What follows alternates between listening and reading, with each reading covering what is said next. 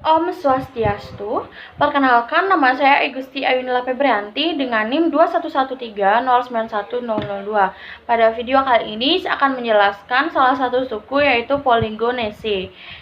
Di mana Polygonaceae ini adalah salah satu suku anggota tumbuhan berbunga. Menurut sistem klasifikasi APG2, suku ini dimasukkan ke dalam bangsa Caryophyllales, Claticotyl inti, atau core Euricotyl, namun tidak termasuk ke dalam dua kelompok besar yaitu Rosidae dan Asteridae, di mana famili Polygonaceae ini merupakan tumbuhan herba, perdu atau liana yang memiliki daun tunggal, duduknya tersebar, mempunyai okrea yang memeluk batang, bunga dalam perbungaan simosa tetapi sering membentuk spika, panicula ataupun capitulum. Bunga dengan tenda bunga jelas ini dengan kalik dan korolanya. Setiap bunga umumnya biseksual actinomorph. Perianthum 2-6 sepal yang sepaloid. Stamen 2-9. Umumnya dalam dua lingkaran, lepas atau bersatu di bagian bawah.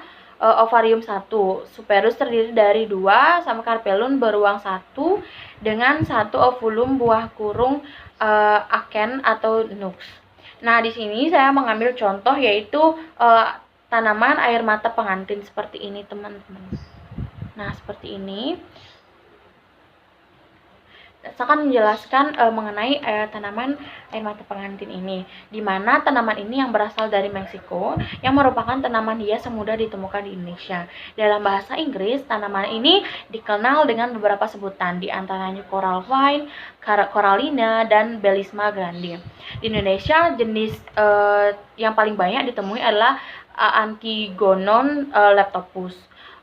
Selain di Indonesia, tanaman ini juga banyak ditemukan di kawasan Asia, Afrika, Karibia, dan Amerika.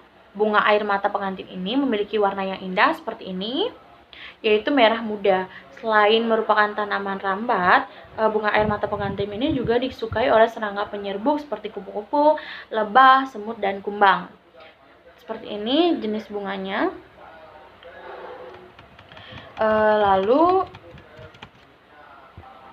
Nah, seperti saya jelaskan tadi, bunga air mata pengantin ini adalah tumbuhan merambat atau liana. Batang Antigonon berusuk dengan panjang rusuk 3-6 cm seperti ini.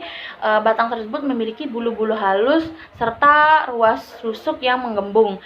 Pada batangnya juga terdapat alat pembelik yang berfungsi untuk membelik di pohon rambatan sehingga mendukung tegaknya tanaman. Selanjutnya, daun dari bunga pengantin ini berbentuk jantung berwarna hijau seperti ini,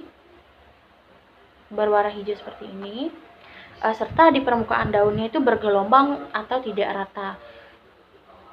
Panjang dan antigononnya antara 5-10 cm dan memiliki bunga yang majemuk.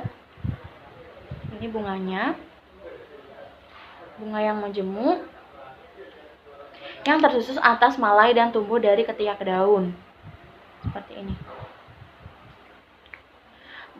Mahkota bunga air mata pengantin ini terdiri dari 5 lembar berwarna merah. Ini kita bisa lihat sangat kecil.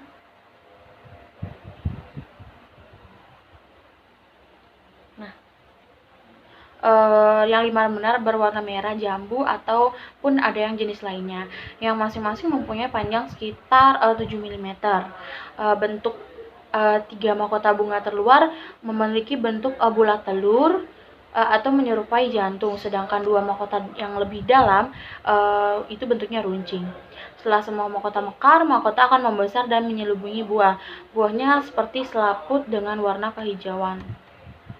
Nah, sebagai tanaman liana yang merambat, bunga air mata pengantin sering ditemukan merambat pada pepohonan lainnya. Sedangkan jika dikembangkan sebagai tanaman hias di pekarangan maupun di taman, bunga ini dapat dirambat pada pagar maupun media rambat lainnya. Nah, biasanya pertumbuhan bunga ini tuh bisa dia tumbuhnya tidak menentu, teman.